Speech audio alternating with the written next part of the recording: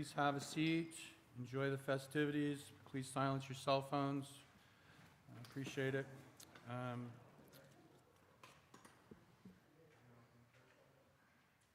I'm going to ask Mr. Warden to do an opening prayer for us, please.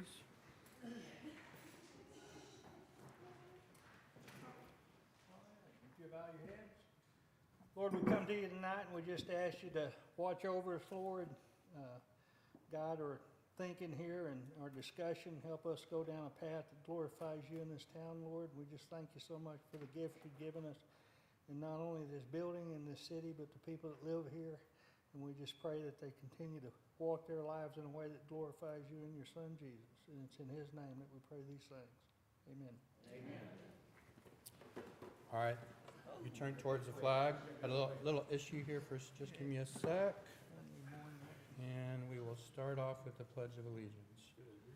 I pledge allegiance to the flag of the United States of America and to the republic for which it stands, one nation, under God, indivisible, with liberty and justice for all. Honor the Texas flag. I pledge allegiance to thee, Texas, one state, under God, one and indivisible. All right. Well, good evening, everybody. Thank you for coming out for our Bruceville-Eddy Economic Development Corporation quarterly meeting. I'm speaking as I clean up the coffee I just spilled during the good Lord's Prayer. Start off tonight with the roll call. We'll start from my right. And board members, if you'd state your name, please, and your position. Sonda Prater, Secretary, here. Jim Marshall, board member. C.W. Warden, board member.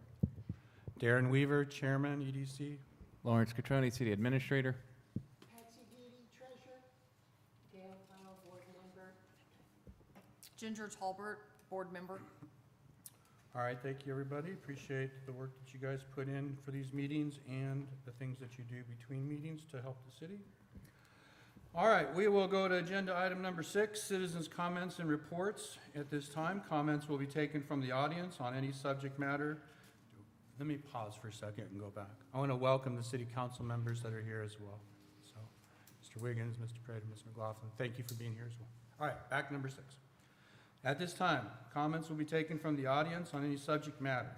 To address the Board of Directors, please sign the speaker's card located on the table just inside the council chamber and deliver to the city secretary before the meeting begins. Please limit comments to 5 minutes. In accordance with the Open Meetings Act, the Board of Directors may not discuss or take action on any item that has not been posted on the agenda. Renee, has anybody signed up? All right. Mr. Tucker, is that correct? Yes. Okay. We have Charles Tucker here, who resides on County Road 437, and he would like to speak. Mr. Tucker, would you come up to the podium, please, sir, and turn on the microphone if it's not on? Do we have a microphone up there for him? Okay. In terms of economic development in this town, I think it's very important that we do have a very good plan to plan our economic development, okay? I think this meeting's tonight's about a service station. This last service station wound up being a real big headache for us because of the lighting situation. It's been we are a mile and a half away, it lights up the whole property. And right now, from our house, we see this whole area. It's nice. The lights are done right with the highway department lights. You don't even know it's there. Versus you go down the road and lights up the house. We have a full moon every night at our house. That's what it amounts to. And I'm just concerned about how we put stipulations in. What does the town want? Yeah, it's a gas station, but a gas station, if you go to Waco, Temple, whatever, you drive by them, you don't even see them because they've used the proper lighting issues. They're addressed in city ordinances, planning from the get-go. And that's my big concern, is having something that's just a big, bright area. You know, I've talked to numerous, a lot of people that, from outside of here, and all they talk about is how bright that gas station is. I went and voted a while back in the election. Left a mile out of Chilton, you can see those lights. And this tells you that, how bright they are. But that's in terms of development of the city. Is there a master plan of what you want to do? How are you going to create jobs? The gas station doesn't create tax revenue, doesn't create many jobs. It does a few, but it's not going to be a major impact like an employer that could put in a facility out here, around here, to 50 jobs. 50 jobs is a lot of jobs for this area. And I would think that in the beginning is to do some thinking small in terms of industry, that don't rely on heavy on water and electricity. That's just a couple of issues I just want to bring up that I think that everybody should be concerned about, especially water. Water's the biggest issue in Texas. I'm a realtor, and that's a battle we're fighting across the state is having a proper amount of water and a proper amount of electricity. Data centers eating us up, development's eating us up. Just need to be real structured in how we do things, and don't say, oh yeah, we got somebody that's gonna come in here and all of a sudden we're hurting. It's too late then. So that's basically what I just want to say is, let's plan, let's do it right the first time. I know I saw on the new subdivision, I was looking through that agreement that was signed last year, and there's a stipulation they put in streetlights every so many feet. That is it. It doesn't say you have to use the throw down lights like the highway department uses. Have you ever noticed those lights? They light up an area, and they don't light up anywhere else. You don't see them till you're almost on them. There's no stipulation in that, and that can be controlled by the city. There is a dark sky initiative all the way through the state. The cities are adopting it, counties are adopting it to address the issue of light pollution, as they call it, or light encroachment. And we just don't want to be known as City of Lights. We don't want to be Las Vegas. We already are in a way. But that's just some issues I just want to bring up as y'all debate where we're going in the future. Thank you, Mr. Tucker. We appreciate your comments. We cannot act on anything that you spoke about. However, if you stick around on the meetings, I think all of those issues will be addressed tonight in one form or another. All right. Discuss, consider, we're on agenda item number 7. Discuss, consider, and possible take action to approve the minutes from the February 17th, 2026 meeting of the Bruceville-Eddy Economic Development Corporation. I trust everybody has had an opportunity to review the minutes. Can I get a motion to approve the minutes? Make a motion. Mr. Ward makes a motion to approve. Can I get a second? I'll second. Mr. Marshall seconds. All those in favor of approving the minutes? Aye. Any opposition? Good. Minutes are approved. All right, treasurer's report. Miss Judy. Okay, as of the end of April, we have $83,498 in the bank. Can I just for situational awareness, can you give me like an average of what we're bringing in a month now? I mean, we've added one new business, so I'm just curious how that's changed our monthly income. I don't know, maybe. It seems like it's about 15,000.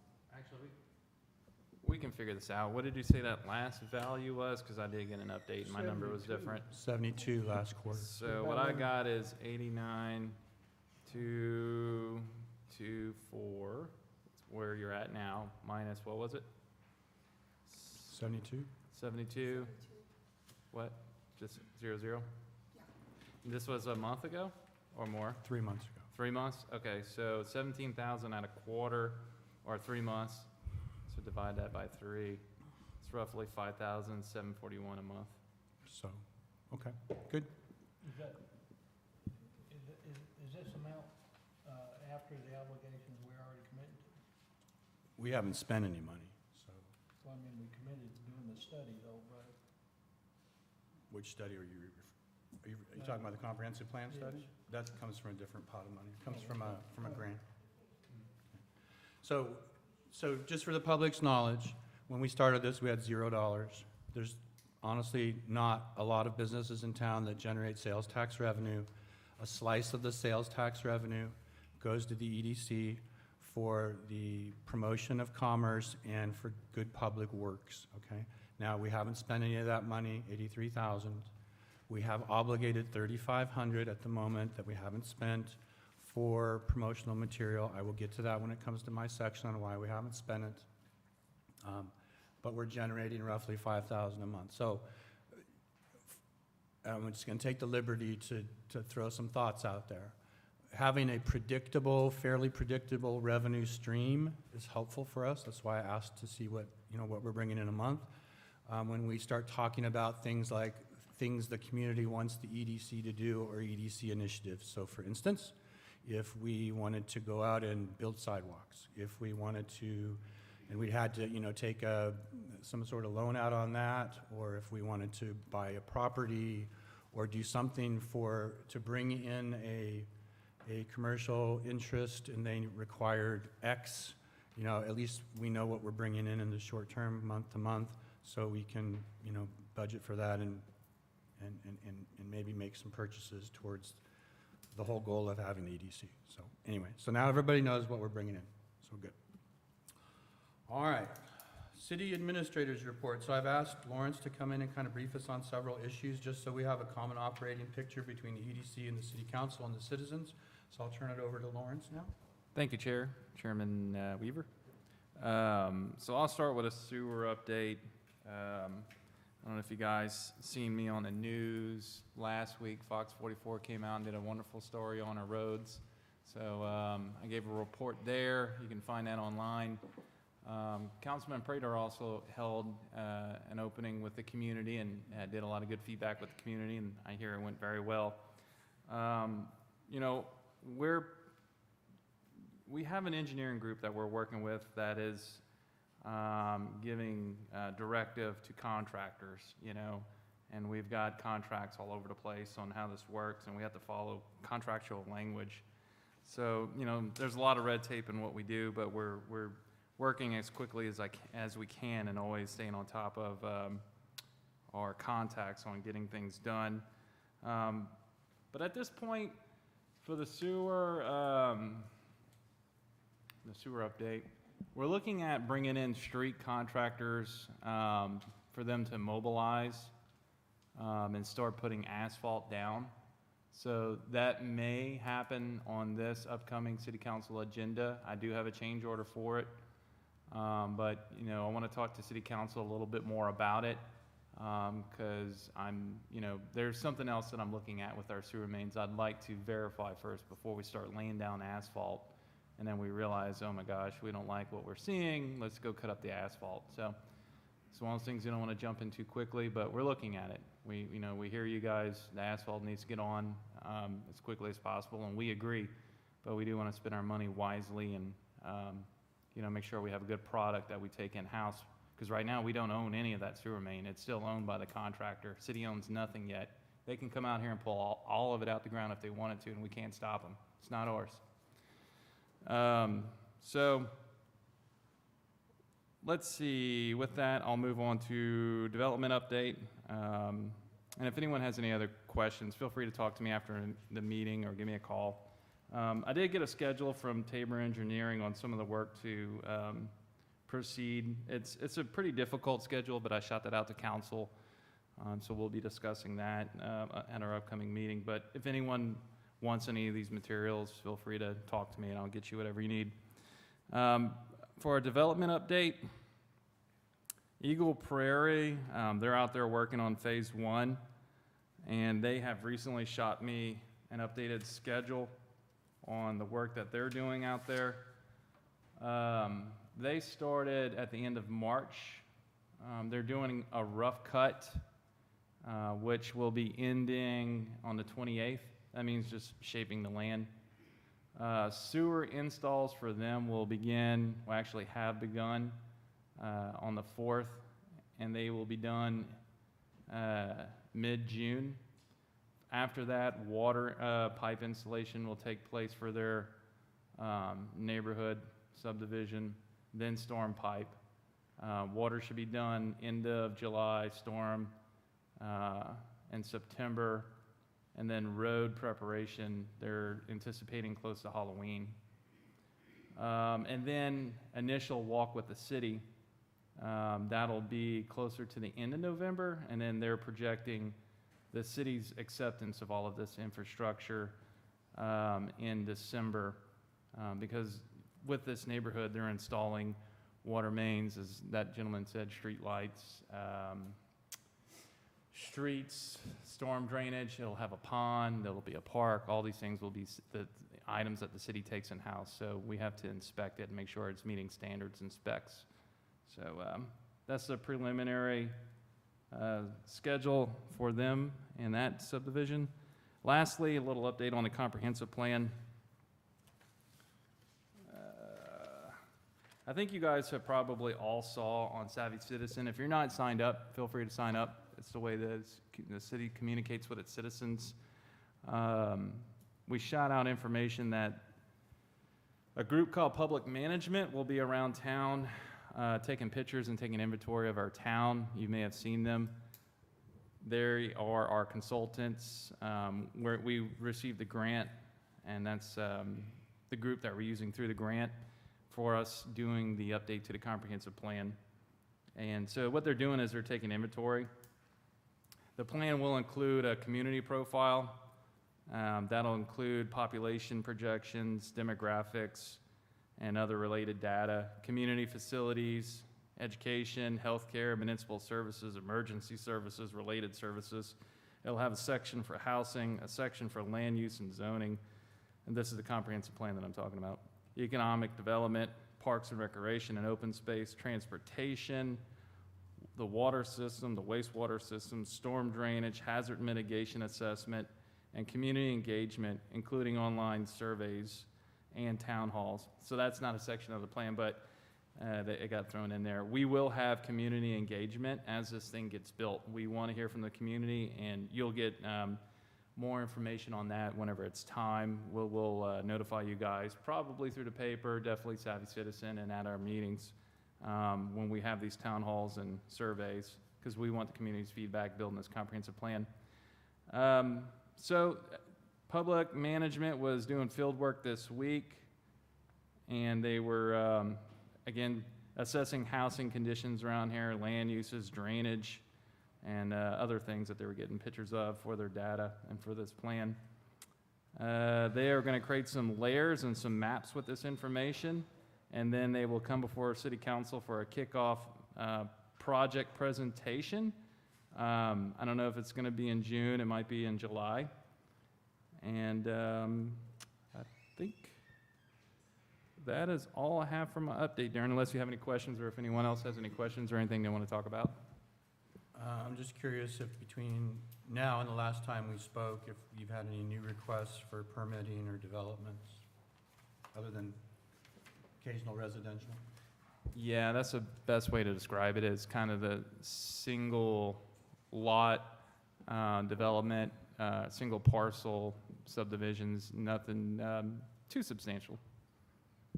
So since we have more people here in the audience tonight and maybe online than when I said this before, when I have reached out to corporations in regard to our city, what I hear predominantly is, let's see if you get sewer done, right? And so I suspect that when we get our first hookups, then we're going to start seeing a lot more activity. But until we prove to the commercial community that we can get sewer done, we're just not getting a lot of traction and permit applications and sales, so, anyway.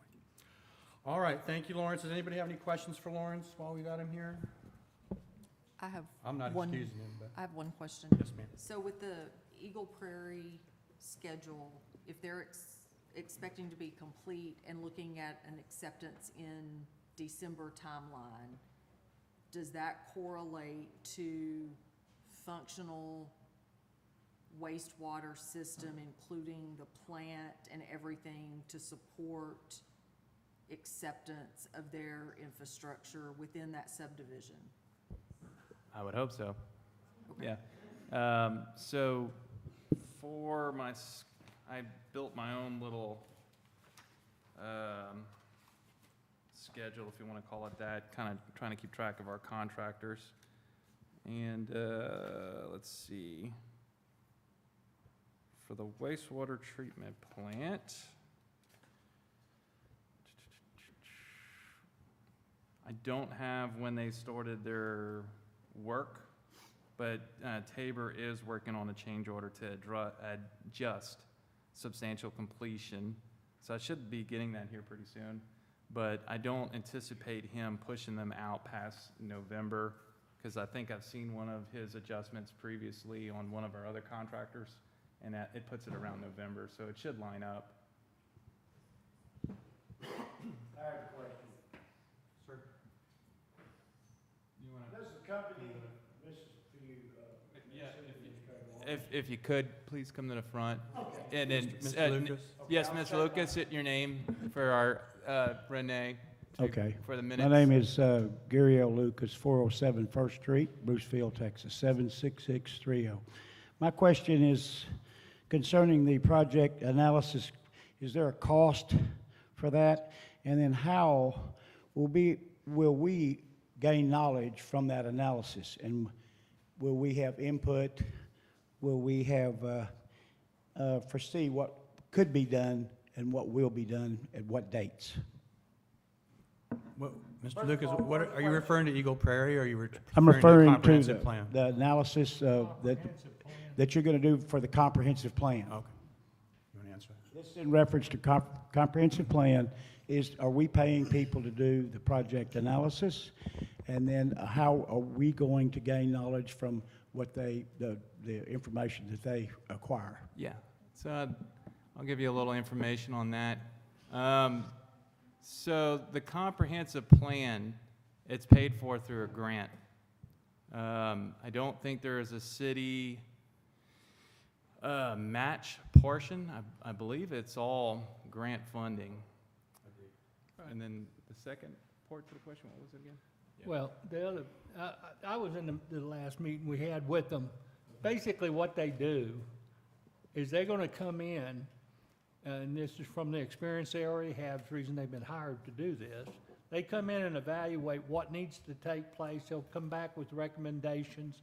About every 3 months, we'll have a meeting with them. And yes, they do talk to the citizens.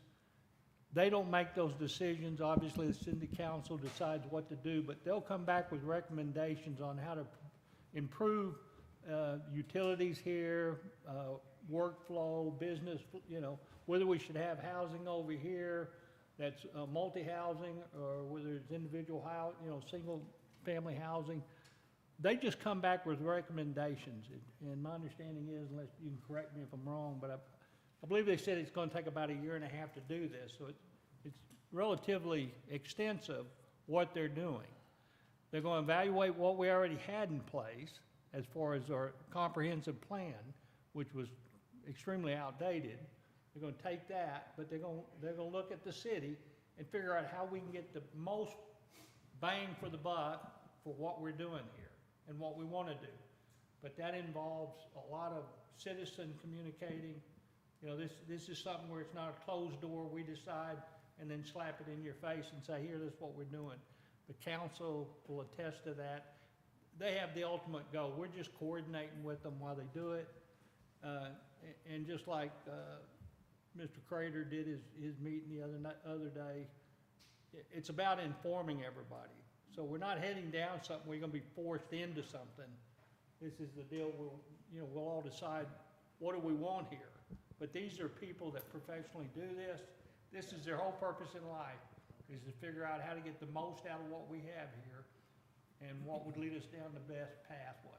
And you're right, and I stated earlier too, when the time comes, as they build this, we're gonna have presentations to council, we are gonna have public workshops, we are gonna have surveys sent out, there's gonna be a lot of community input, so you'll know about that when the time comes, but this, we're still at kind of kickoff.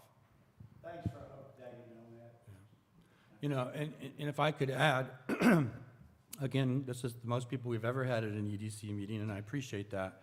But we're gonna need a lot of community engagement with this contractor as this plan is developed, because you're gonna ultimately get a plan you don't want if we all don't contribute, right?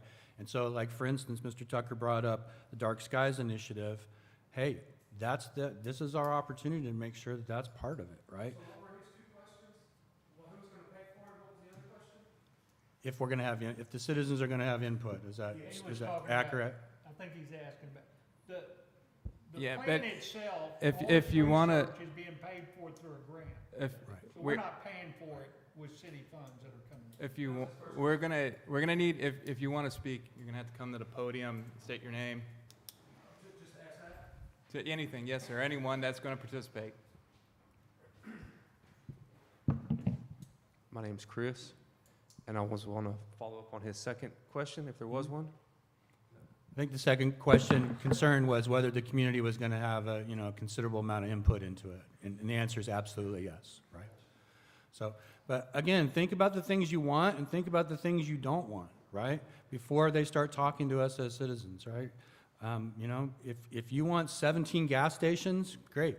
If you think that we should limit the number of gas stations, great, bring it up, right? Dark sky initiatives, green space. There's many good things in the plan, Mr. Lucas, that you helped, do back in 2013, right? There's a lot of good stuff in there that, bring it up. Bring up the good stuff that we all wanted back then, and bring up the stuff you don't want. And then ultimately, City Council will review all this. We'll all have input, and City Council will decide whether we go with that comprehensive plan or not, after everybody has their say and their input. But think about it now, Okay, so with that, item number 10, BEEDC board member updates. And so so we all understand what those are. Periodically, things come up, issues come up in which I ask the board members to volunteer to kind of spearhead one issue or another, okay? So let's start off with Ms. Prater, who we asked to help the city revamp and improve the webpage and the digital footprint. So I believe it was discussed in the last city meeting that the city is now on board for updating the website, that they realize there are some issues, it is very old and outdated, and to move forward with that. And so now it's going to come down to funding and finding the correct and appropriate company to create them. And then we kind of paused on that because Lawrence was new, and he asked us to let him look into it. So Lawrence, would you like to tell the community what you've done with that since then? Yeah, so we are coming up to budget talks, and what it'll be is one of the items that gets discussed with City Council during budget. There'll be a lot of things we discuss during budget, but this will certainly be one of them. And if we get the buy-in from council to proceed, then we will. I guess my question is does the EDC still want to fund or half fund, or I don't know if there's any recommendation on that if council's ready to move? Well, I think the EDC certainly would consider voting on that when we have the vendor and the cost. Okay. I mean, I think we're all probably open to a vote on that. Probably at least a minimum Unless you split. come back with some cost like 20 grand a month or something, so. Would you say at least a minimum split? It's good if for the anything? city, it's good for the EDC, it's good for the citizens. Yeah, Yes, sir. right. Mr. Prater. Richard Prater. I think the question was, that EDC was. Got to use the microphone. I think the question was that the EDC was willing to pay for it, but a question at the council was, is the EDC wanting to pay continuously, or is the city going to take over once the initial setup was offered? That's what the question was at a council. I think we're open to either. We probably should talk about this in the budget meeting, right? And then, I mean, I don't want to vote on it personally until I get a cost, right? Because they could try to fleece us, right? And if we're going to get fleeced, I want the city council to get fleeced, not the EDC, right? I'm just joking, but yeah, I mean, when's the budget meeting? We got in June, is it?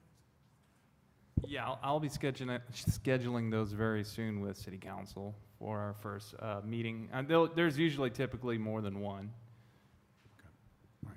So it's a tacit yes, but we would still have to vote on it. So. All right, any other questions on the digital aspect that we had some concerns about and we're working on? Okay. All right, we asked Mr. Wharton to start working on the comprehensive plan, and that was before the contractor or the grant money was approved. We were just trying to help the city council kind of see where we could go with the comprehensive plan in the meantime while we were waiting for the grant. The grant was approved, the contract was awarded, so I think we just asked you, Mr. Wharton, to just pause on that and work with the contractor, you know, kind of be the spearhead with the contractor on, you know, relations between us and them. So anything else? If you understand what the comprehensive plan is, it's kind of like somebody having a business. You don't just figure out how you're going to work tomorrow. The comprehensive plan is kind of like the plans a business has. They say, okay, where do we want to be in a year? We want to be in 5 years. And so this plan that we're going to get back isn't something where, okay, we do it right now and then we're completely done. This is a plan to help us grow. And you know, obviously during that growth period that this plan's going to cover, again, we'll go back and do another comprehensive plan to see where we go from there once we see what we've accomplished. So, you know, it's just like anything you do, you're going to build a house, well, let's figure out how we can afford the house, then we'll figure out how to do the lawn. This is the same thing. So our town can be whatever we want it to be. But these people are focused on, one is taking the experience they have, seeing what works, what doesn't work, and seeing what we can do in this community, and then getting with the community itself and figuring out what do we want to do. You know, I'm just going to take this opportunity to bring this point up. Everybody wants this small town mentality, you know, the small town feeling. That starts with attitude. So that's kind of the attitude we have to have as we work through this process. Because there's going to be some things you like, some things you don't like.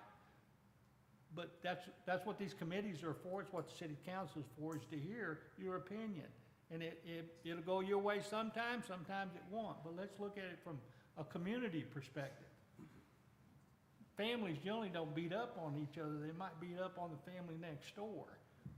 We're a family when it comes to what we're talking about here. So that's what this comprehensive plan's for. And unfortunately, in the past, this thing's been so out of whack with what we're trying to do, because they really wasn't looking at it from that perspective when the last one was done. And this one is, and they're very involved in it. These people that we had the meeting with before, had been maybe a month and a half or so, very informative, very knowledgeable about what we're talking about. So we're going to get our money's worth out of these folks if we'll just take advantage of what we're going to receive from them and make good decisions. Okay, does that make sense? So, where we're at. Are there further comments or questions about where we're going with the comprehensive plan? And ultimately, hey, it isn't the EDC that controls the comprehensive plan. It is the city council, okay? So we're just liaisons about the business part of it and trying to help out. And you guys got to do your part too as citizens, and we'll get the city we get. Yeah. All right, Ms. Duty. We asked Ms. Duty to look into getting some promotional monuments on the freeway like other cities have, like Lorena, Troy, Temple, Waco. Everybody has them but us, right? And Ms. Duty's done a lot of work on that. And so I'll turn it over to Ms. Duty on what she's done in the interim 3 months. Well, I've been to several places, and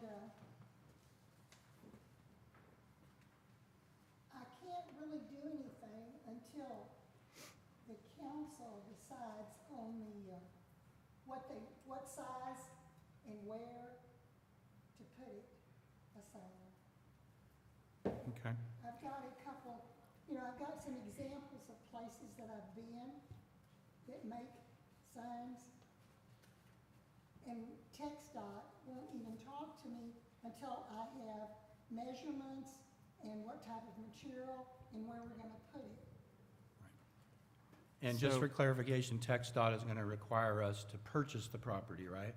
They're not gonna just give it to us. Back again, talking about budget, it's another item I want to talk to with council. There's a lot to discuss, but, you know, one of the things I would like to talk with them about is, you know, logo and motto and all that sort of a thing. A branding effort is the best way to describe this. So that way we are unified, the entire city, you know, all departments and all boards with that singular logo and monument, and then rebrand ourselves. Maybe we keep what we have, I don't know. But you certainly don't want to start paying for any kind of signage, monuments, or anything like that until you got that logo agreed upon, you know, and maybe something has been adopted, I don't know. I want to have that discussion with them, and I'll get you guys some information, and hopefully we can have some dialogue and good feedback here soon. So, Patsy, would you hold up for the audience what you've kind of gotten back from one of the contractors that's interested in this project? It has men on horses, but since this is up here, they said they could put that there. And it has rising into the future, is what the logo that y'all had adopted, the city council adopted several years back. Okay. So I just went with that And then until y'all decide what you want. I see there also you have the artwork from the freeway. Yeah. So that's already on the freeway. It's very similar to what we have behind us here. It's already been done, so I'm not asking the city council members present to say they like it or not. It just seems to make sense, right? But again, I think Lawrence is gonna have a conversation about that in the future. So Patsy's kind of waiting on us, because TxDOT ain't gonna talk to us until we tell them what we want and what we wanna do. And I don't think we're there yet, because we also have a small portion of this CNR presentation tonight that involves logo, or a monument to the entrance of the town. Yes, ma'am? Renee, do you need me? All right. So I'm gonna ask Patsy to kind of just keep chugging along there, but I need her to kind of pause a little bit until we get some commonality and we all decide what, I mean, we don't want 7 monuments looking different, right? That's the bottom line, right? They should all look the same branding, same logo, same construction. And so we had our ideas, and then CNR came into our lives, and then we negotiated a little bit with CNR on that. And so let's just pause on that, but that would probably be an EDC expenditure, right? The land, the construction, the maintenance. So, okay. So, you want me to go into their presentation? All right, so the last update that will be me, but we'll do me after the presentation. So what we have tonight is CNR Engineering, is that correct? Am I saying that right? I think so. Yeah. And they're gonna give a little presentation to us on what they want to do up on the corner of 107 and I-35. You're moving on item 11. Oh, did you want me? That's what you wanted me to do. I would say so. Okay. Or you can have me, here, why don't we do it? Let me pause for a second. Let me do what I've been working on the last 3 months, and we'll get that out of the way and be done with that, okay? All right. Met with McLennan County Sheriff Parnell McNamara about having more presence in the city and having his face in town occasionally. He agreed he was gonna be down here more often. It was just a happenstance that I spent a day with him in another venue, so the sheriff says he's gonna spend more time in our town. All right, he also had a lot of praise for our chief of police, Chief Dorsey, right? All right, I met with Lawrence a couple of weeks ago to coordinate efforts and discuss budget. We have the BEEDC email up and running, which I am now starting to use, and I'll give you guys all the passwords and stuff. I have reached out with my Fort Hood email and with this new EDC email to Casey's, which now owns Cefco, to get an idea of what they are going to do with something, or if they're going to do anything with the I-35 property. I again received no response from them this week. I will reach out again to them next week. Reached out to McLennan County EDC for assistance with media. Not gotten any response from them either. I called them as well. They said they'd get back to me, but we're having trouble with promotional material and getting that done, and I'm trying to get McLennan County EDC to help with that. We'll skip that one. Met several times with Mr. Moore and listened to some of his concerns about development. Met with Ms. Mosier. We agreed to set time for another meeting. Ms. Mosier owns several properties in what we might consider the downtown area as well as the Family Dollar. Reached out again to another layout and design artist about the promotional material. Again, no response as of yet. Third party's supposed to link us up. We'll see. Discussed obtaining bids to paint the water tower. So for perspective, those of you who weren't here last meeting, Mr. Tolbert brought up the issue of painting and lighting the water tower. I think many people in the crowd were in favor of that. So I've asked Mr. Sprouse to get at least 3 contractors and let them look at the water tower and give us bids on painting it.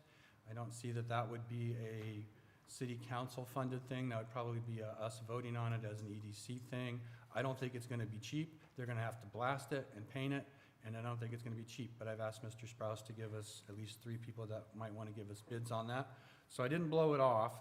The other thing that I did was I talked to Amos Electric in Temple, because they were doing some electrical work for me personally and for the business. And I said, you know, and they said, yeah, every town wants to light their water tower these days. They're going to actually send out a team to look at our water tower and give us a bid on what it would cost to light the water tower at night.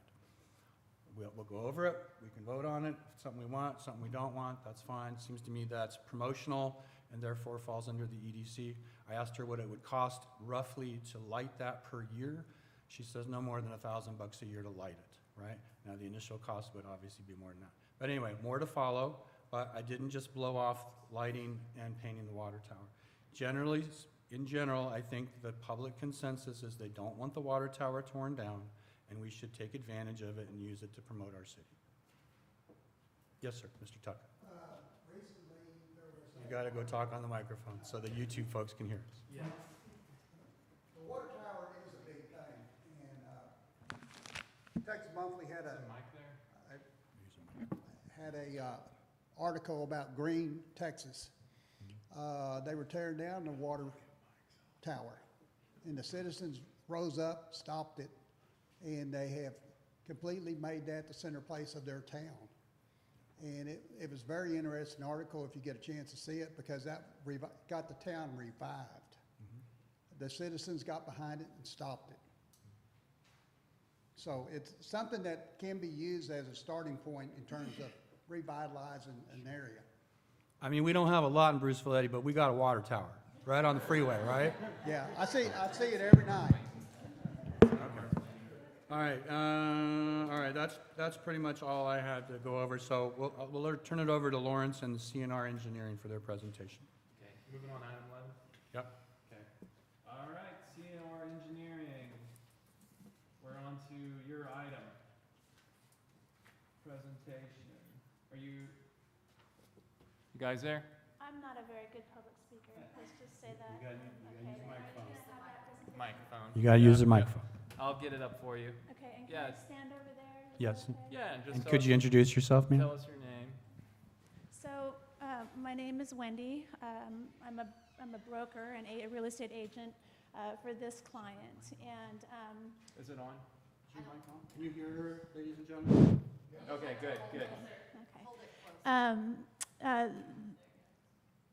I have never wanted to represent C-stores.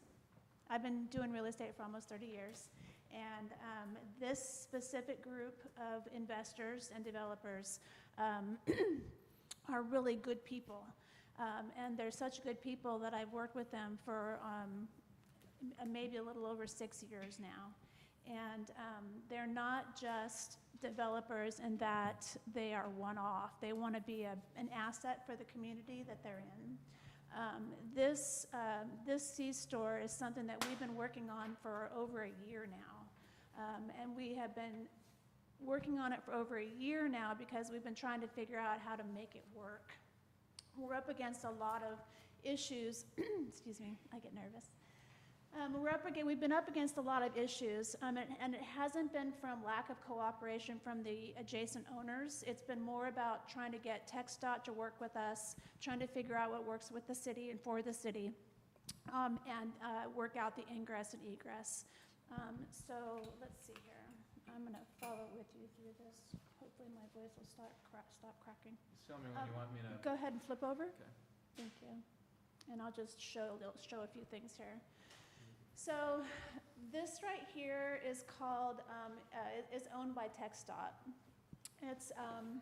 It's prohibiting any access points through this area here. The one access point that we can get to this property would be through this triangle right here, but the problem that we're having is that there is an intersection here, and there is an intersection here up off of Evergreen.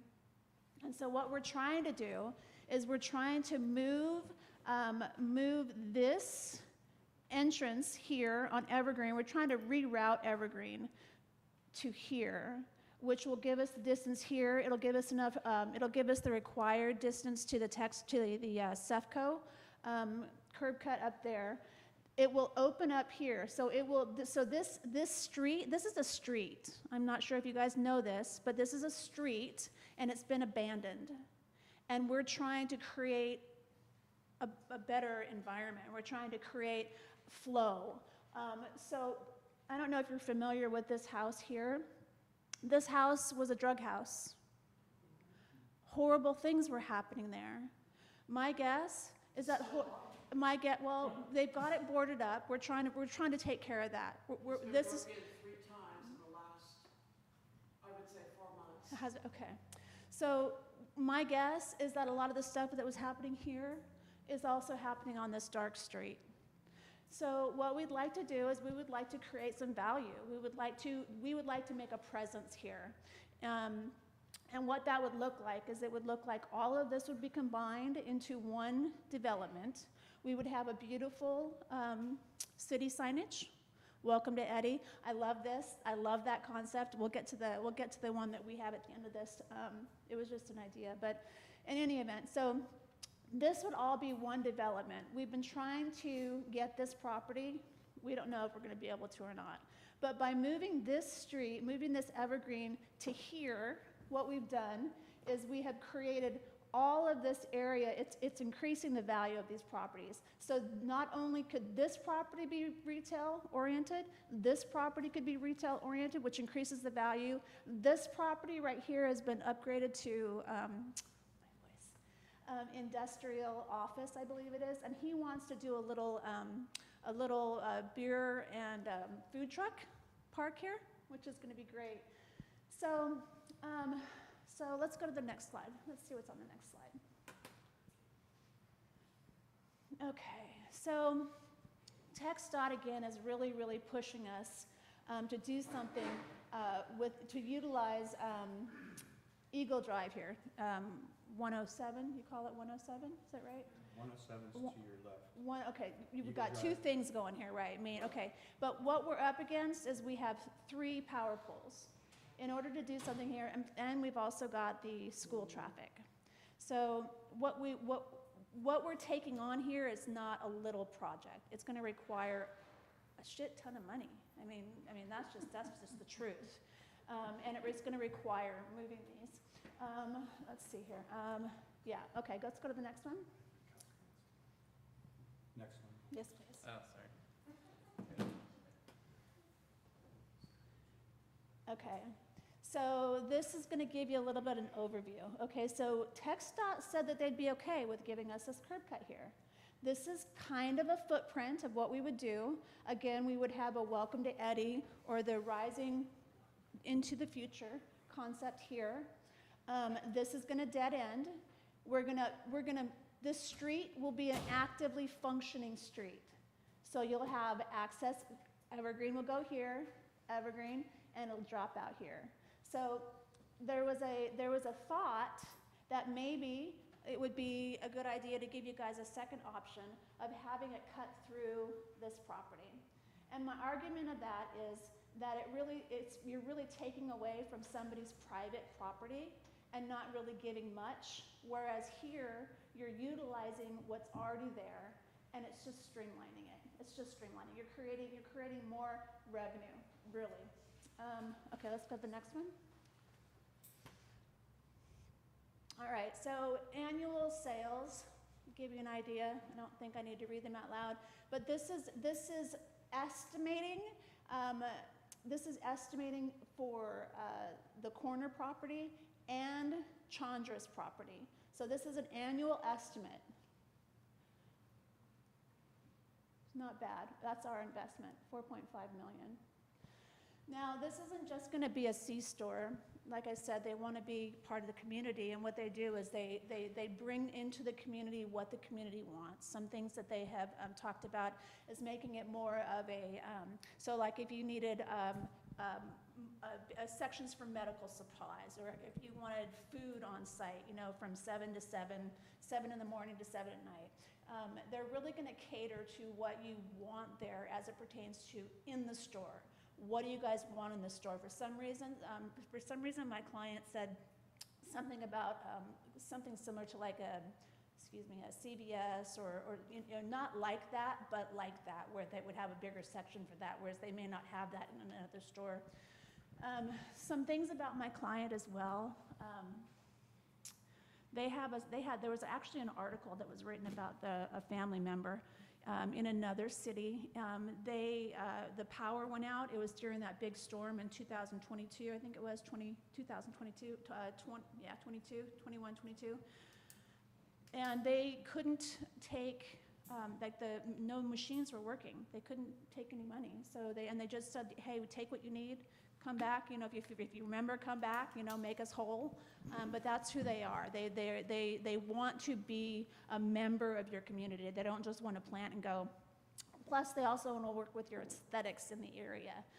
They don't want to build what you all don't want to see there. So let's go ahead and go to the next one. I guess my voice is not going to stop cracking. Sorry. Huh? Thank you. It's nervous. It's nerves. Okay, so employees. We anticipate that just for the C-store alone, we would probably have about 30 employees. I can't see it on there exactly. Oh, here we go. Yeah, we would have about 30 employees that we would be, and that's just our section. My guess is that if we can dead end Evergreen and just relocate it over to where it flows better and creates more, that whole area there is going to become retail. That whole area there is going to change. It's going to be servicing your community. It's going to be pulling people off of the freeway, you know, bringing revenue. So it's not just the corner we're talking about. We're talking the corner all the way up to the billboard sign. And then possibly even, you know, I heard you say something about Sefco and maybe they're planning on doing something. I don't know much about that land there, but I mean, eventually that would be the goal. So what's the next one?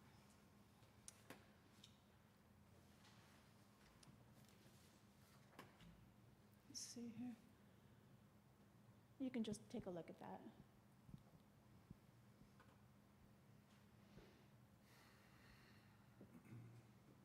It's Mr. Weaver. I'm curious where the 350 city infrastructure spend, where that came from. That's the first time I've seen that. Well, it's a proposal in that my guess is that it has to do with the electrical poles. When you put 350 up there, 100 up there, are you saying that that is what you are spending on that? Or is that what you're going to expect the city and or the EDC to spend on that? I'm saying it's a conversation. And I did not put this together. This was put together by my client. And that is it's subject to conversation. But yes, in order to rework that corner there, my guess is that we would want to have some input or some concession. Yeah.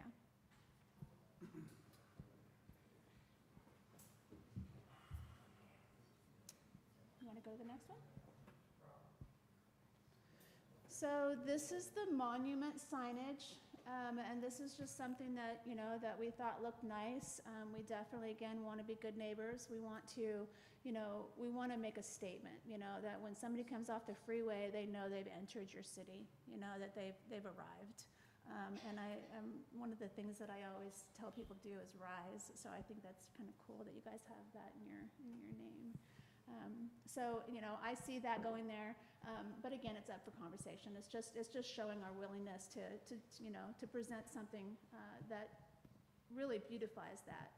It would definitely change what's going on there now, you know. And then this was actually talking about the night sky, minimizing the light pollution, yes. Just an example of a rendering of what would go there. Again, we've worked with several. We have a development that we're working on in Salado, a huge developer, and you know, they have given us, you know, finishes, what the facades, you know, what the facade needs to look like, and you know, we're more than welcome to, you know, more than willing and welcome to, you know, see what you guys want and what works for you.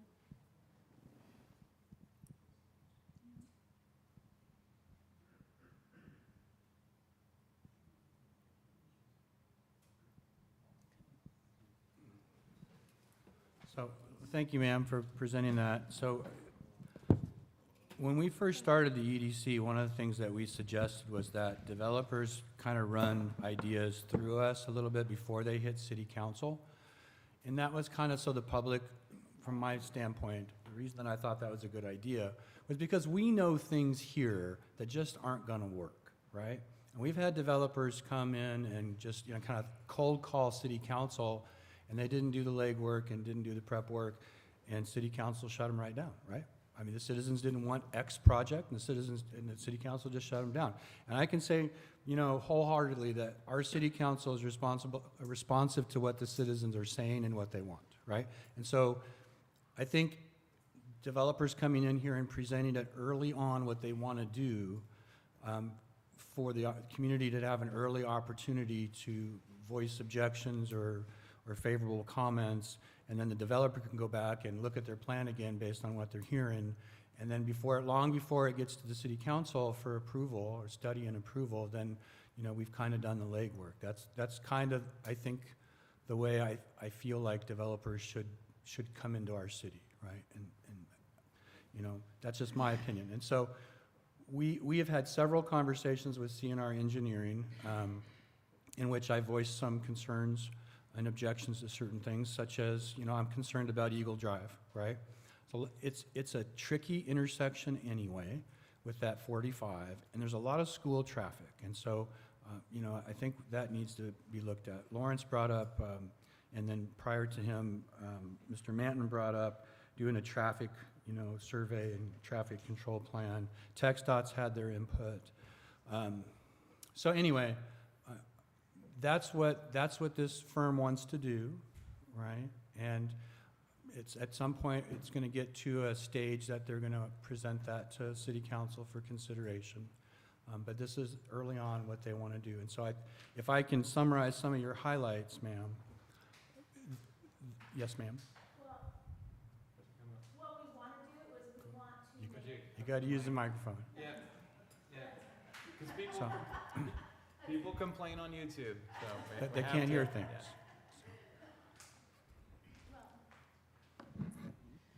Yeah. I just want to make sure that I stress enough that it's not what we want to do, it's what we want to make work with you. Okay, that's really what we want to do. And we want to hear from you.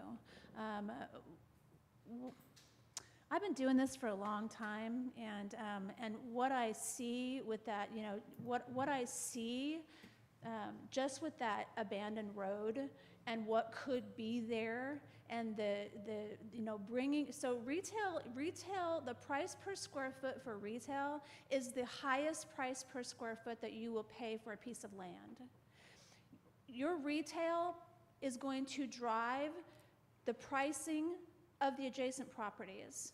So right now you have residential land there, but with this rerouting of this road, what you've done is you've now given several of these residential properties access to a retail price per square foot, which generates revenue, drives traffic, brings more people into the neighborhood. They want to live here, they want to see it, they want to stop by, and it helps you. I know you want to stay small and you want to grow. You know, there's got to be a happy medium, but this is the entrance to your city. You know, this is a really good start, you know, and the fact that you guys want to keep your water tower, you know, that is, keep your water tower. It's the whole feel of the city, you know, is that you want to grow, but you want to still keep that Texas, you know, that Texas kindness, and that's who my clients are. They're kind, and they've been very patient trying to figure this out. So it's not what we want to do, it's what we want to do. And as long as we keep talking, then we can get there. But once we stop talking, then you stay where you are. So that's fine. Can I ask a question here? So, yeah, Mr. Ward, go ahead. I may be a little confused here. A lot of what you showed us there, it sounds like you don't own the property. Oh, we like to own it. We've had our That's not what I'm asking you, really. Is you don't own the property and you're making plans for something. Have you discussed this with property owners? Yes, we have some property owners here. Well, I know Chris, but I mean, there's people that live there. Have you discussed this with all of them? And what kind of response are you getting from there? Well, Will you come back up? I mean, Mr. Grusendorf, I'll call you next. and if you don't want to answer the questions, just tell me you don't want to answer. Yeah, I mean, I'm just. no, I've actually been driving 6 hours to be here, so I'm going to answer everything. And maybe my voice gets better as I go. Okay, so we have talked with the DeLeon family, who own the 3 or 4 parcels right there off of Evergreen. We have talked with them pretty much since the beginning. And there's some transition that's happening there, and we have been put on hold, okay? Mr. and Mrs. Grusendorf, they are one of the neighbors, and they would like to sell their property. You know, they've been very gracious and patient with us. They've lost out on some real estate other transactions because they've been working with us. We also have a family property, the home that's boarded up that we have been, you know, they have been working with us. Mrs. Sutherland and her brothers inherited that property from their mom. So that's one of the neighbors. The Warner, Mr. Warner and Mr. Yes, thank you. They are in on this as well. The owner behind Mr. Chandra's property, he is, when they upgraded Mr. Warner and Nelson, thank you. Thank you. When they upgraded that property to office industrial, he had no problems with it. So I don't think, you know, I don't think there's any pushback that I've heard of. There's just been a delay on the DeLeon property because they're old. You know, they don't want to disrupt their mom, you know, and I can understand that, you know. And we even offered to put up, you know, a noise reduction wall when we started, you know, construction because their AC units are right there, you know. And so, you know, I think that eventually we'll be able to work something out with them, but have I gone deeper into the neighborhood? I have not gone deeper into the neighborhood, but thank you. Mr. Grusendorf, would you come up to the podium? Oh, But sorry. This is all DeLeon property. In fact, 1, 2, I think this is DeLeon as well, actually.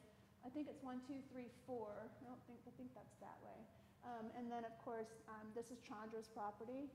The Nelson, Warren Nelson, he was fine with the upgrading of this because anything that we do here is going to increase the value for him.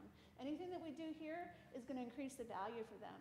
You know, cleaning this up is going to increase the value for the neighborhood. It's just going to, you know, yeah. So. Thank you. Should I sit down? Can No, I? Well, can no, I because, sit no, down? because I'm gonna open this up to the public. I'm going to open this up to the public for questions. Board members, do you have any more questions for her before she? Okay. So, Mr. Prater, go ahead. I got a couple comments too, as does Mr. Grusendorf. You said there's possible 30 employees. They told us the same thing on the truck stop, and they have one local employee from us. No, not anymore. We don't even have a local. We don't even have, okay. But are they more inclined of hiring local, or they bring their people in? No. Okay. When my client says they're gonna do something, they do it. That's just who I am too. Okay. Mr. Grusendorf, do you want to speak before I speak? Okay. So, again, this has gone on for a year or so, and we've given Mr. Manton, Lawrence, I have given the investor and the engineering contractor some advice and guidance on whether or not one thing will work or another, hoping that we can get to a resolution that helps them before it gets to the city council, right? Because we don't want to shut down for something that we didn't think of, right? So that's just because I want everybody to know that we've been talking to this group for over a year. A couple of things that you didn't address that I think the community needs to hear, okay? Okay. So a line in the sand for your investor is a 65-foot sign, right? Okay, they're going to want a 65-foot sign. I just want the community to know that, right? You guys have already brought up dark skies, right? But they've already said that kind of a red line for them is they need a 65-foot sign. Yeah. I don't know how tall the water tower is. I asked that before the meeting. I don't know, but it seems to me they're going to play against each other. Mr. Chair, can I say something? Sure. Sure. So I wanted to just mention a few things and note maybe of interest.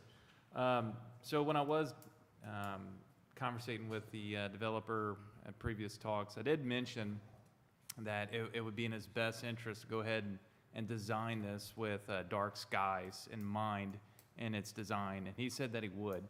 So we don't have dark skies ordinances adopted here. Maybe at some point we will, but he did commit, well, I don't have anything in writing, but over the phone I asked him to go ahead and design in a dark skies platform or design to this, and he said he would.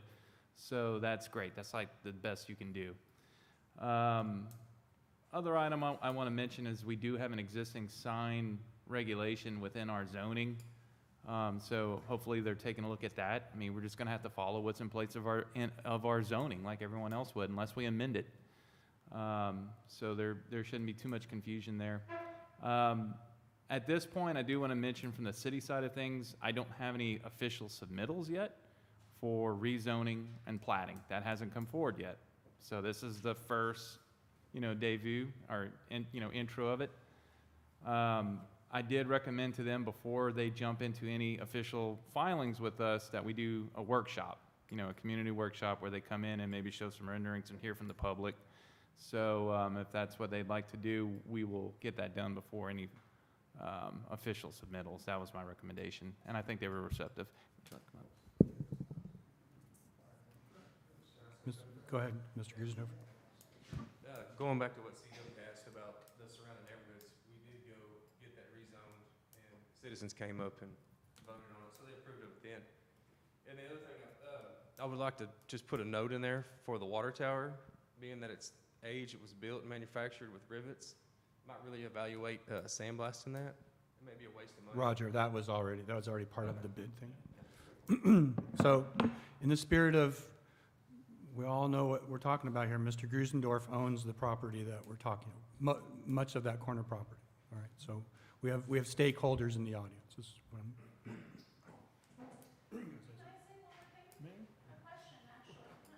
Yes, ma'am. Will you come up? I'm sorry. Everyone has to do it, okay? Everyone. So, what's to say that we don't put a pylon sign here where the other billboard is? I don't know if that's possible or not. That's between you, your engineering firm, and your investor, ma'am. Yeah, Well, also- I'm just wondering if maybe that might be a solution. as opposed TxDOT's to gonna putting have the- something to say about the signage. Pardon me? TxDOT's gonna have something to say about Oh, the they have something to signage say the about same way they everything. do with the, So I it's- mean, you don't wanna be doing that after the fact. I think we already had that experience down here. TxDOT they don't forgive you for things. You have to do what they want. If you're within their right of way. Well, I I've done business with them before, and we built these facilities before, and literally had to move entrances back 300 or 400 feet and spend the money to do that. So I'm just, huh? Makes sense. Yes. Because they changed what they were doing, and that's been 20 years ago, so a lot of this has changed, and the whole reason for wanting the entrance where they asked you to put it is a safety issue that they didn't really consider back in the day. Used to, you could pull in right at the light from both streets, but if you have access to the back part, then they say, no, you have to move it way back, which also makes you incur buying more property and building a bigger road and all that. So you want to address that. If they're building these, they should know that. I was just thinking out loud, and I guess just planting that seed that maybe that's a conversation. You have to use the microphone. So I'd like to remind the audience, tonight is just a presentation. Tonight is just a presentation, there's no action. This is just introducing it, just to get it out there. So again, I did recommend we do a workshop on this next. And a workshop's where there's open dialogue, they have some storyboards and elevations and everyone can talk. Hopefully, people from the neighborhood show up. That would be my recommendation next. Mr. Catrone, I have, I guess, one comment and thing I would point out.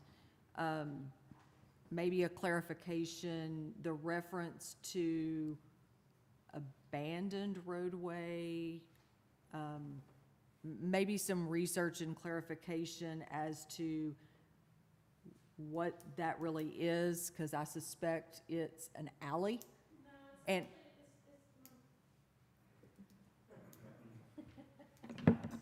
I think the street's called Mimosa. okay, I'll speak on that a little bit. So where it says 23, that is an existing right-of-way, but where it says relocate Evergreen Street, that would have to be dedicated via plat or some kind of warranty deed to the city once that entitlement goes on. You know, again, they Okay. would have, it sounds like they're gonna have to rezone some of the properties, and then next would be platting.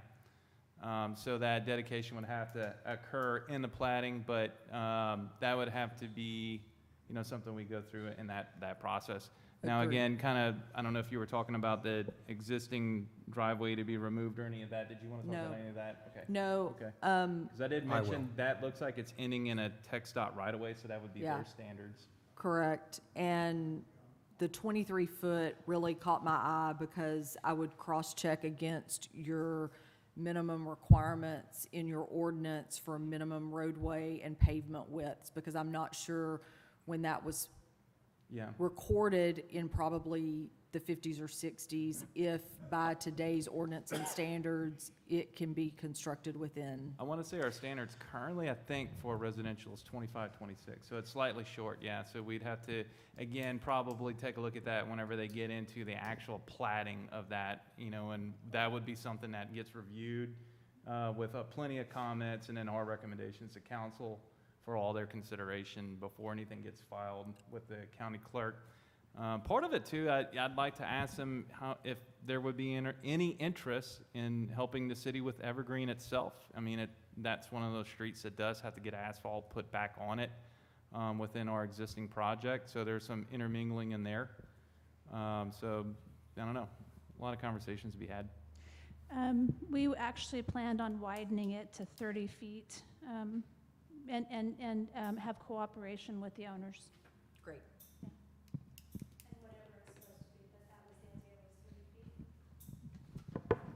I had a conversation with Mr. Moore, who owns the property on the other side of Evergreen, and he was open to anything that you guys might propose to be worked out between you. So before I summarize some key points, Ms. McLaughlin, did you want to say something?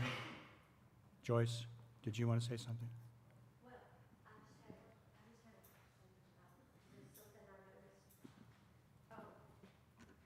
When you showed a picture of the proposed building, it looked very modern, which I have no problem with modern, but that is our old downtown area. Are y'all like red brick instead of the modern? So that way it kind of has a flow to it and make it look, okay, thank you. That's all I want to know. No, we love it. it would kind of stick out being that modern and keep our downtown looking like Bruceville-Eddy. All right, I'm going to summarize some stuff in a second, but I want to open it up to any other questions. I didn't want to reiterate that, but we remodeled the Daily Bread 25 years ago. I remember. With, period correct limestone from Belton. Beautiful. You know. Sir, would you come to the podium? Oh, sorry. Let me come up there. What I was saying is go right along with what she was talking about. It's going to match the town, the limestone, the look of it, of what it was, you know, in 1900s, turn of the century. And I mean, any designer or developer can come in here and look at the pictures on that wall, just like I did 10 years ago, and derive inspiration from what this town used to look like before the 1957 freeway and the more recent freeway came in and demolished everything, right? So there's your inspiration right there. Anybody else in the audience want to, Mr. Wiggins, please?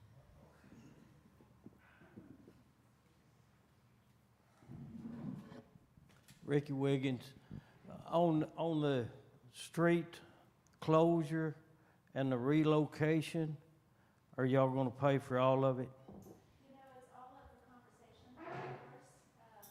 It's a very big project that we're taking on, and of course, we'd like to get some help from the city. So we're not, you know, we're not walking away from. I can talk so much better without it. It's a conversation to have. You know, we're, you know, of course, we would like the city to see the value that we're bringing and that we're contributing, but it's a lot. Okay, Yeah. and from what I've seen earlier, you're wanting the city to contribute roughly about $450,000. Again. And that doesn't include this road.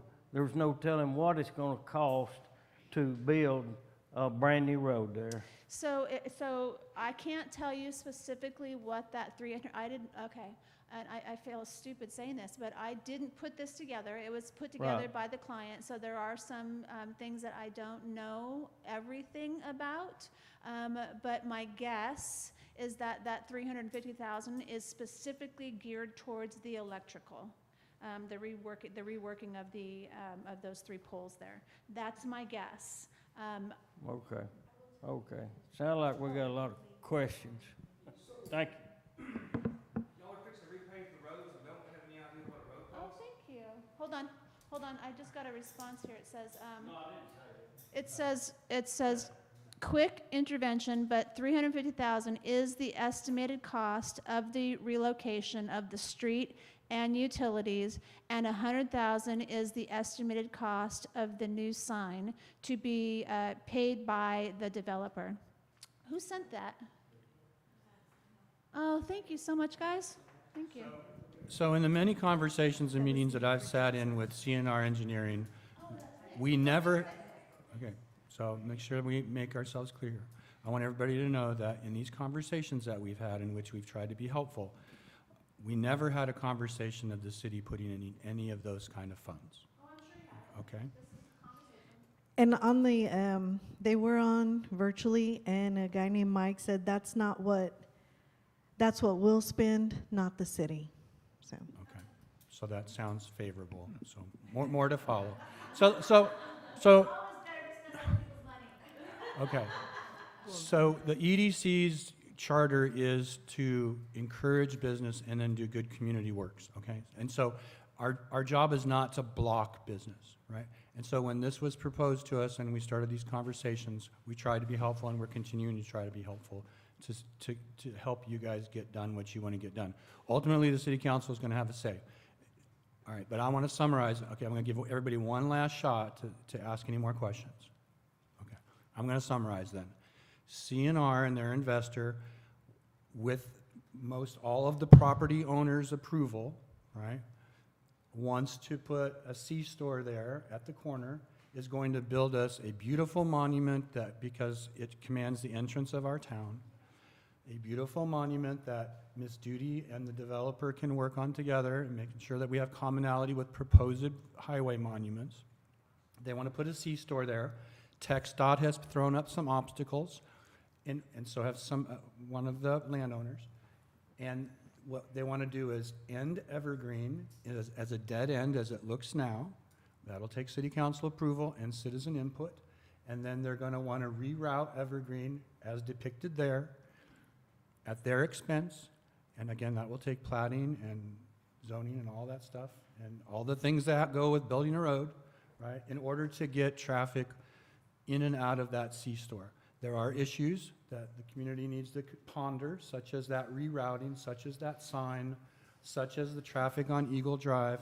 I think we can kind of work through that at a workshop and see if we can help the developer achieve what they want to achieve.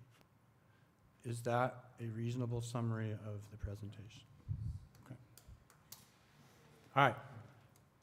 Thank you. Do you want to say something, ma'am? Oh, you gave me a thumbs up. Thank you.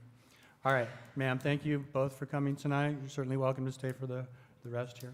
I'm going to move on to the next agenda item. So okay, stop. We're going to have a workshop before it ever gets to city council. City council members will probably be on that workshop just like they're here tonight, as will landowners and stakeholders. And then we'll try to work through some of these issues like what it looks like and how we can make this happen, okay? All right. Items for consideration. Give me just a second here because I want to go back to my notes for a sec.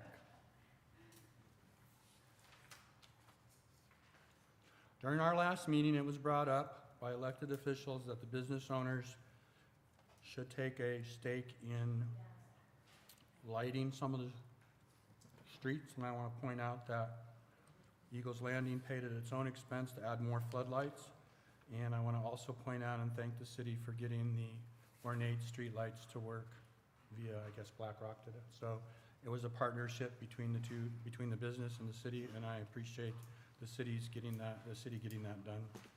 And hopefully it's a little better lit so people are safer, but that is not the long-term answer for that street. All right. Board members to discuss, consider, and possibly take action to approve the BEEDC budget for fiscal year 26-27. Lawrence, I need help with that one. All right, thank you, sir. So last year's budget, you really just had one line item, and that number is 60-00-6919. It's titled Citywide Project Costs. So let's see, last year, I think you ended the budget at 58,000. You got the new number. Currently, you're at $89,224,000 and 81 cents. So discussion is, do we want to keep it at just that one line item, the 6919, which is entitled Citywide Project Costs? I think I talked with you about it, and I think you were in favor of leaving it broad. There are benefits to leaving it broad. You'll be able to justify expensing, those revenues on projects that qualify for, broad things. If you were to decide to go ahead and break out that 84,000 into like pots, particular things, programs that you wanted to do, you could do that as well. Like other cities do facade grants, some do parking lot repairs, some do neighborhood revitalization grants as like facade grants. So just an idea. Either way, you still have the 89,244, however you divide it up or leave it broad. So it's up to you. So when Lawrence and I met earlier, I guess it was last week, I asked him to keep it broad until we start having line items that we're going to have to pay for regularly, such as if we agree that we're going to fund internet maintenance, then that should be a line item for 2027. If we're going to fund monuments and we need 50 grand, that needs to be a line item. But at the moment, I would say leave it broad until next year. And that's what I'll recommend when we have our budget meeting coming up. So, all right. Selection of, go ahead. Call him a nomination to adopt, or make a motion to just have the one line. Can I have a motion to leave the budget as a single line item as it is now? So moved. Can I have a second? Second. All in favor? Aye. Any opposition? So be it. Thank you. Thank you. All right. Selection of the next meeting date and time. So when did you say that you wanted to have the budget workshop with the city council? I don't have the budget workshop scheduled with city council yet, but let me go through those motions with them, and if at some point we need to do a meeting with the EDC, I'll certainly let you guys know that. But I think right now, just go ahead and schedule, is it biannually you guys meet? Quarterly. Quarterly, I apologize. All right, so I'm looking at the calendar here, folks, and this is 19 May. The end of the quarter is June, so the next quarter is July, August, September. We're in the middle of the quarter this time. I can't think of a reason to not be in the middle of the quarter next time, so what do we think about August 18th, Tuesday, August 18th? With the assumption that we might have to have an extra meeting with the city council to discuss budget. Like we did, I think we did that last year too. Sounds good to me. August 18th? Okay. I like second week, but third week's okay. You want second week? Can y'all Why do you do want se- second week? Can y'all do I don't second care. week? It would give Does me, anybody care? No. third weeks is when we're working on city council's packet. all right. Yeah. All right. Early on, all I said was I don't want to meet the same week as city council, and I don't want to meet on the same day as city council. I want to meet before city council. Okay. All right. Let's go back then. All those can I get a motion? I'm trying to do this Robert's Rules stuff, right? Because it's not how I usually operate in my normal life. Can I get a motion to say that August 11th, 2026 at 6 p.m. will be our next meeting? I'll make that motion. Okay, can I get a second? All those in favor, August 11th, 2026, say aye. Aye. Any opposition? All right, thank you. August 11th it is. All right. Item number 14, Board of Directors comments and items for future consideration. I'm going to open it up to the board members. Does anybody want to talk about anything or add anything to the next agenda while we're all sitting here? Okay. All right. I'm going to give citizens one chance at this, right? Because I'm not under these new rules yet. I will be next time we meet, but under these new rules that we adopted recently in the workshop, I think I still have broad discretionary power under the old rules. Does anybody from the citizens in the community want to say anything before we end up adjourning? The EDC works for you. We're trying to do good things for the town, and we're trying to bring in some business while we are trying not to be Pflugerville and have unregulated growth and work with the city council for the best interest of all the citizens while trying to keep a small town feel. All right, I want to say one last thing before we adjourn. I want to state again that I feel like Bruceville is getting lost in all of these conversations, right? Bruceville was once a vibrant community like Eddy was, and we are a combined community way back when, before many of us were here, they combined into one community. I just ask you to not forget Bruceville, right? And how can we make the citizens of Bruceville's lives better and bring some commerce into Bruceville? So think about that between now and the next meeting. Don't forget Bruceville. All right, thank you. Ladies and gentlemen, I'm going to call the meeting into adjournment. Thank you all for coming. Appreciate it.